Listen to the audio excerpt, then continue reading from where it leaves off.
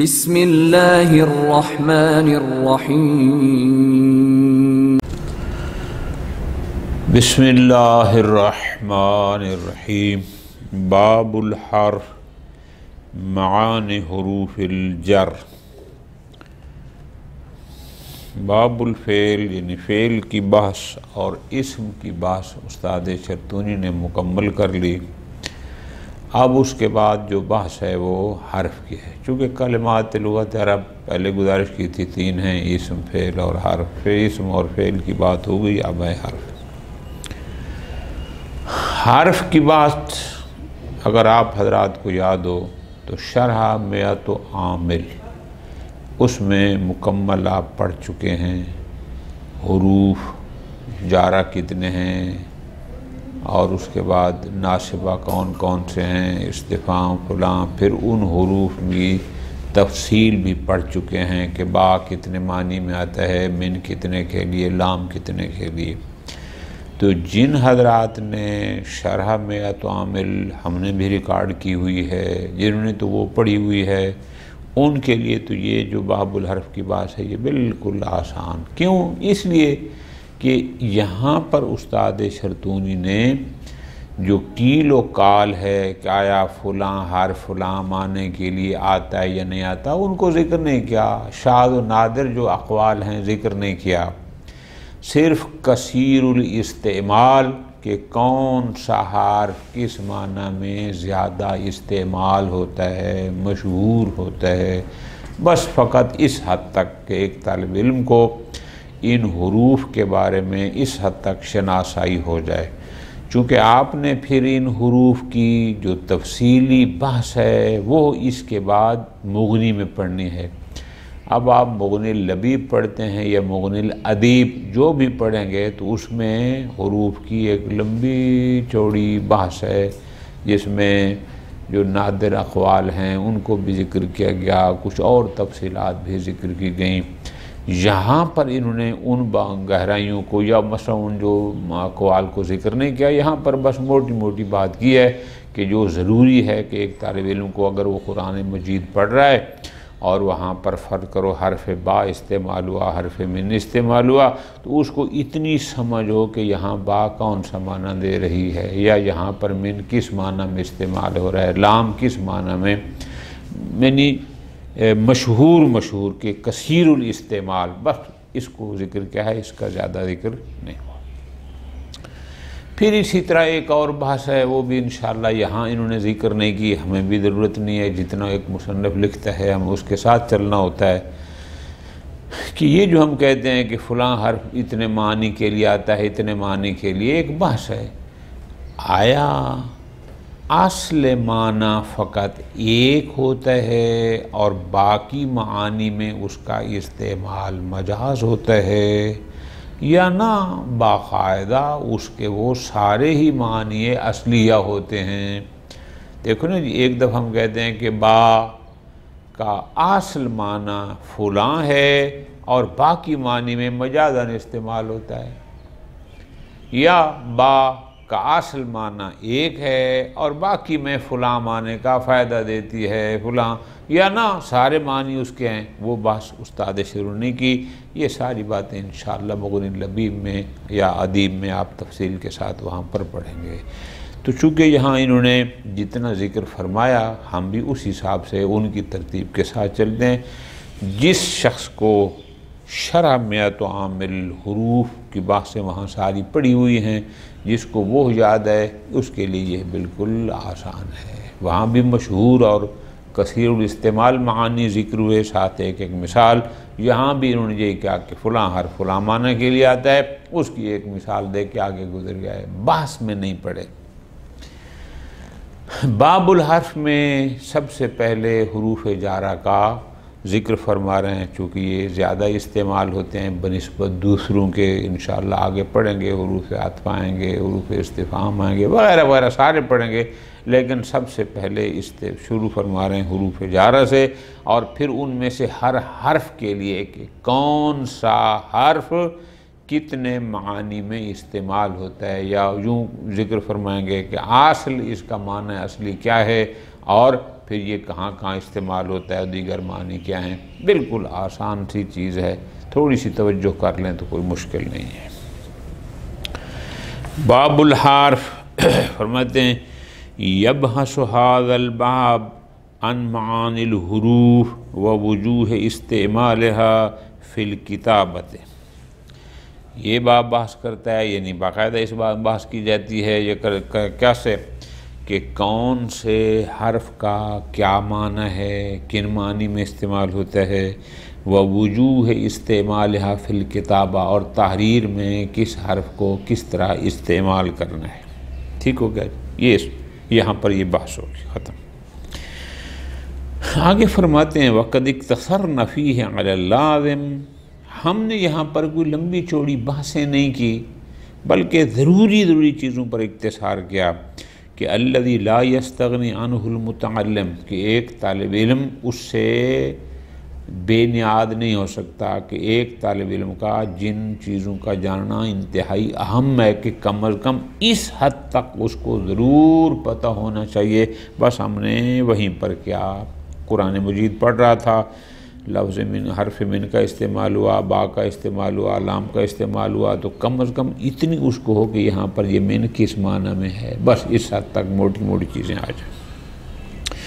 وَضْرَبْنَا عَنِ النَّاظِرِ وَالشَّاذِ، شاذ و نادر جو اقوال ہیں ہم نے ان سے اعراض کیا، ذکر نہیں کیا، کیوں؟ یمکن الوقوف علیہ فی المطولہ، جو بڑی کتاب ہے انشاءاللہ، جو اس کے بعد چونکہ مغنی الادیب پڑھی جاتی ہے یا مغنی اللبیب بعض مدارس جو پڑھاتے ہیں، جہاں بھی جو ہے اس میں پھر ان کی تفصیلی اور پھر جو نادر اقوال ہیں جو کیلو کال لمبے چھوڑے ہیں وہ یہاں پر باس ہوں گے۔ باب الحرف میں سب سے پہلے استعمال شروع کر رہے ہیں بحث حروف جارہ کی، کہ معانی حروف الجر، کہ یہ جو حروف ہیں یہ جار ہوتے ہیں، اسم کو جر دیتے ہیں، لیکن کون سا حرف جر کیا معنی دیتا ہے اس کو یہاں پر اب بیان فرما رہے ہیں، بالکل آسان۔ شروع فرما رہے ہیں سب سے پہلے من کے بارے میں، پھر الا آئے گا، پھر ان آئے گا، انشاءاللہ جو بھی حروف جا رہے ہیں آپ کو پتہ ہے۔ وہاں پر ہمیں یاد کرائے گئے تھے شعر کی صورت میں کہ حروف جارہ کون سے ہیں، تو وہاں شرح بتعامل جب پڑھتے تھے تو قول لجام میں ہمیں یاد کرائے گئے تھے، ہم نے یوں یاد کیے تھے باؤ تاؤ کاف لام واؤ میم مزخلا، باؤ تاؤ کاف لام واؤ میم مزخلا من ادافی ان الا حتی الا بالآخری، اب وہ پتہ نہیں پورے یاد بھی نہیں ہیں۔ الاصل فی معنی من کیا معنی اصلی، میں نے گزارش کی ہے نا کہ آگے بڑی کتابوں میں بحث آئے گی کہ آیا معنی اصلی فقط ایک ہوتا ہے، باقی معنی سارے مجاز ہوتے ہیں یا ان کا فائدہ دیتے ہیں، کیا ہے؟ بہرحال انہوں نے اتنا لکھا الاصل فی معنی من جارہ کا معنی اصلی کیا ہے؟ ابتداء الغایت المکانیہ، غایت یعنی مسافت مکانی، اسلام آباد سے لاہور، پاکستان سے عراق، اسلام آباد سے نجف، یہ جو مکانی مسافت ہے اس کی بات کر رہے ہیں۔ غایت مکانیہ یعنی مسافت مکانیہ کی، من کا اصلی معنی ہے ابتدا کو بیان کرنا۔ اب کبھی وہ مسافت کی ابتدا بیان کرتی ہے اور کبھی زمانے کی، وقت کی، یعنی من یہ دلالت کرتی ہے کہ میرے مجرور کی ابتدا کب سے ہوئی، یعنی اس کے مجرور کی جو اس کو بتاتا ہے کہ ابتدا کب سے ہوئی، اس کے مسافت زمانی یا مکانی یا زمانے کے لحاظ سے، بالکل آسان۔ مثلا فرماتے ہیں خرجت من المدینۃ، میں نکلا شہر سے، من بیان کر رہا ہے کہ جو مسافت ہے اس کا آغاز، اس کی ابتدا کہاں سے ہوئی؟ المدینہ یعنی شہر سے، کہ میری اس مسافت مکانی کی ابتدا شہر سے ہوئی۔ خرجت من المدینۃ شاید اس میں یا خرجت من اسلام آباد، خرجت من لاہور الی آخرہ۔ او الزمانیہ، خوب اب وہ چاہے مسافت مکانیہ ہو جیسے یہ مثال دی، یا وہ زمان وقت کے لحاظ سے کہ ابتدا من ابتدا کو بیان کر رہا ہے، اب وہ مسافت مکانی کی ابتدا ہو یا زمانی کی، جیسے صمت من الصباح الی المساء، اب من بتا رہا ہے، پوری توجہ آ جان کے صمت وہ جو میں نے فعل انجام دیا روزے والا، اس کی ابتدائے وقت کیا تھی، ابتدائے زمانی کیا تھی؟ الصباح، صبح صادق سے شام تک، ٹھیک ہو گیا۔ بس پہلی مثال میں من نے بتایا کہ خرجت تو وہ جو میں نے فعل انجام دیا نکلنے والا، اس کی ابتدا کہاں سے تھی بلحاظ مکان۔ دوسری میں من الصباح میں من نے بتایا کہ جو صمت تو میں نے روزہ رکھا اس کے وقت کا ابتدا کب سے تھی، ٹھیک ہو گیا۔ خوب یہ تو ہو گیا کہ الاصل فی معنی من، کہ من کا اصلی معنی ہے ابتدا کو بیان کرنا، چاہے وہ مسافت مکانی کی یا زمانی کی۔ ختم۔ وَتَكُونُ أَيْضًا بِمَعْنَى التَّبْعِيضِ، پوری توجہ۔ اب یہاں تھوڑا سا اشارہ مل رہا ہے، اس کا مطلب ہے ان کے نزدیک اصل معنی فقط ایک ہی ہے ابتدا والا، چونکہ آگے فرماتے ہیں یہ من کچھ اور معانی میں بھی استعمال ہوتا ہے، ایزن آ گیا نا، یعنی وہ اصل ہے، آگے کہتے ہیں تکون ایزن، اور یہ من ہوتا ہے بمعنی تبعیض کے بھی۔ اب دیکھو نا، تبعیض 1، بیان جنس 2، تعلیل 3، مقابلہ 4، بدل 5، کہ یہ من ان 5 معنی تکون ایزن، یعنی بمعنی تبعیض، تبعیض کے معنی کو بیان کرتا ہے، جنس کے معنی کو بھی، یہ سارے بھی کے ساتھ ہیں۔ تبعیض نحو منہم من انجز وعدہ، ٹھیک ہے جی، من جار ہے، ہم اس کا مجرور ہے، من جار دلالت کر رہا ہے کہ میرے مجرور کے بعد جو اسم ہے وہ میرے مجرور کا حصہ ہے، اسی میں سے ہے، اسی کا ٹکڑا ہے، اس سے کوئی جدا نہیں۔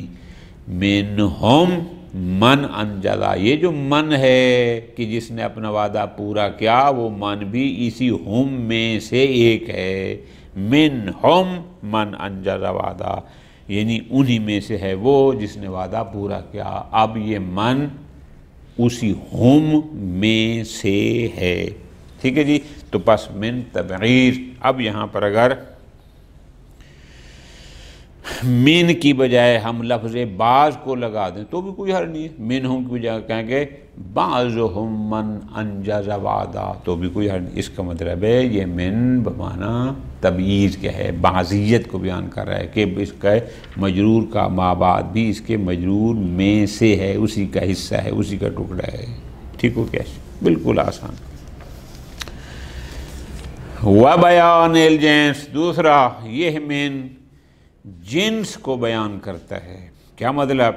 یعنی من بتاتا ہے کہ میرا ما قابل جو آیا وہ اس کی جنس کیا تھی، وہ کس چیز سے تھا، جنس کو بیان کرنا۔ مثلا اندی اساورو، میرے پاس اساور ہیں، یہ کنگن یا چوڑیوں کے معنی میں استعمال ہوتے ہیں، لیکن وہ پتہ نہیں سونے کے ہیں، چاندی کے ہیں، پیتل کے ہیں، وہ ہیں کیا؟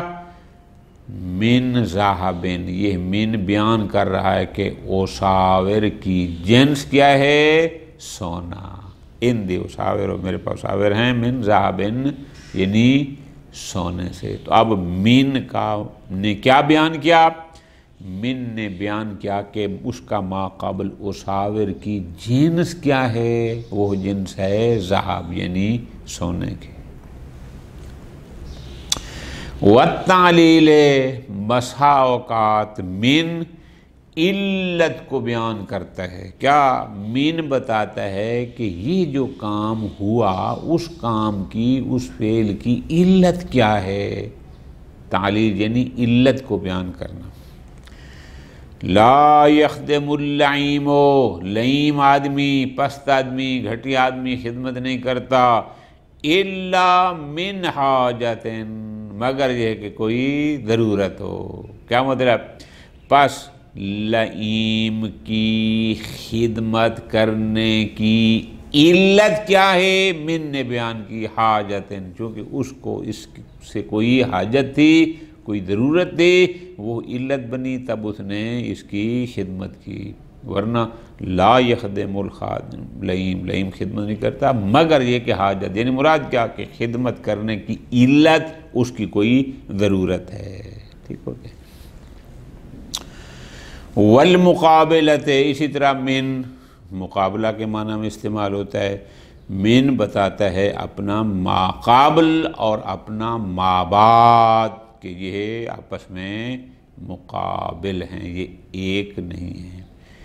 این الجاہل من العالم، یعنی کہاں ہے جاہل کا مقام عالم کے مقابل میں. من نے بتا دیا کہ جاہل کا مقام عالم کے برابر میں نہیں ہے. من جاہل اور عالم کو بتا رہا ہے کہ یہ آپس میں مقابل ہیں، یہ ایک، کوئی جاہل ہے تو عالم نہیں، عالم ہے تو جاہل نہیں. ٹھیک ہو گیا.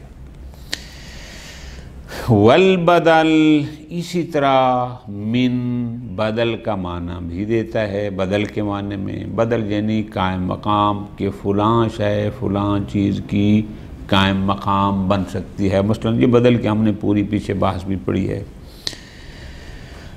مثال دیں گے واضح ہو جائے گا.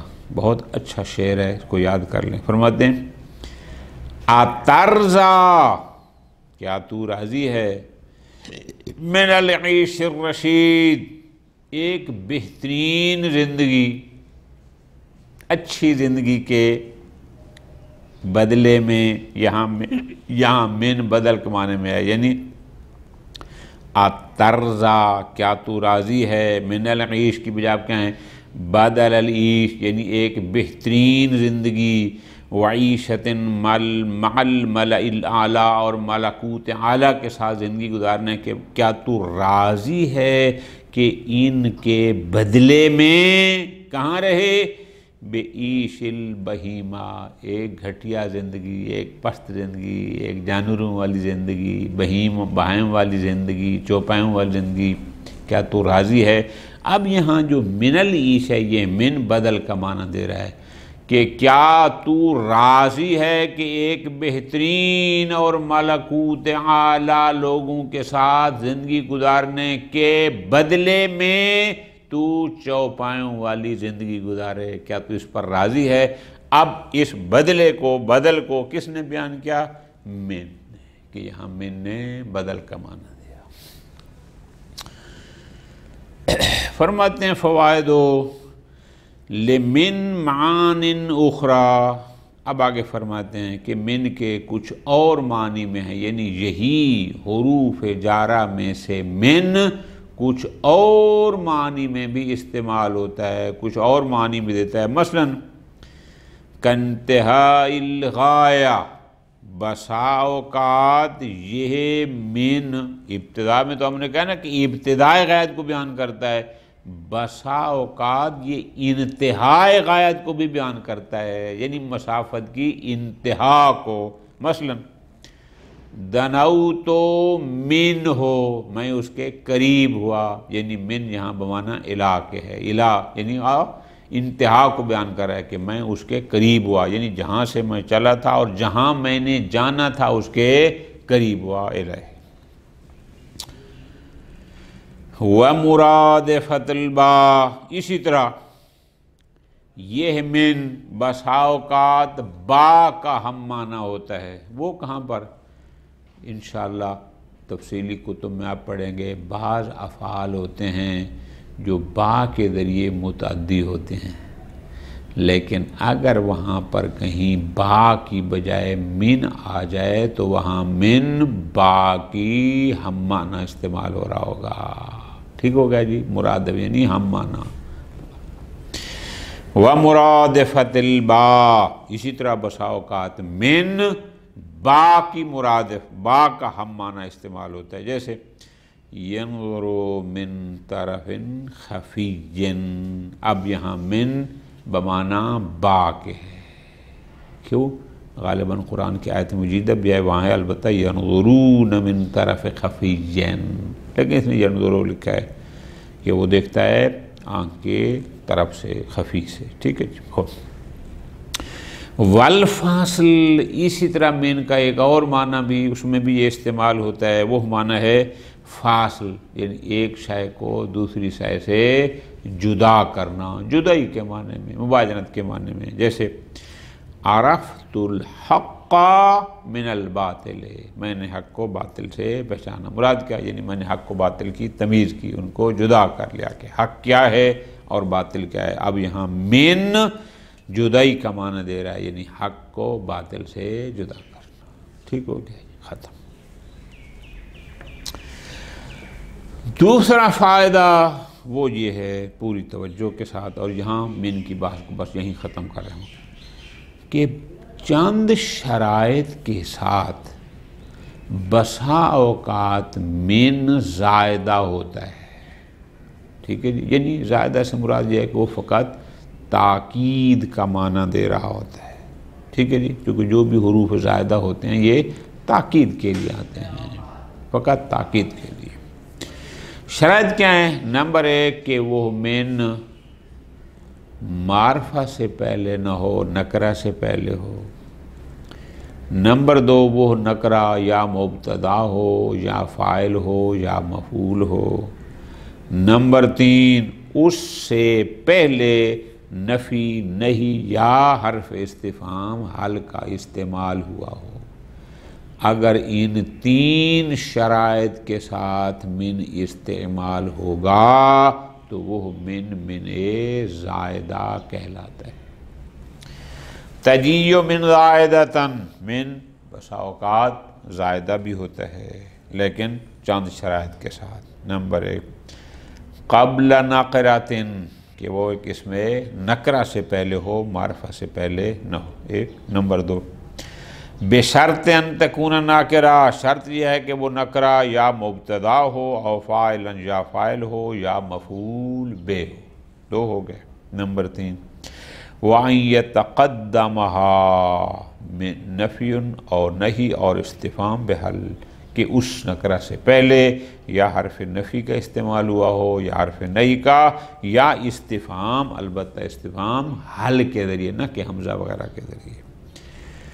ما جاءنی من رجل، اب ما حرف نفی استعمال ہوا، ٹھیک ہے جی، رجل نکرہ ہے، نکرہ سے پہلے من آیا ہے، اور یہ رجل معنن جاءنی کا فاعل ہے، لہذا تمام شرائط موجود ہیں۔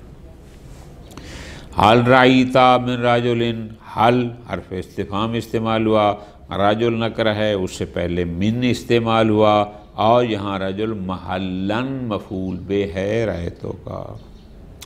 اسی طرح حل باغ من مفر، کیا کسی باغی کے لیے کوئی جائے فرار ہے؟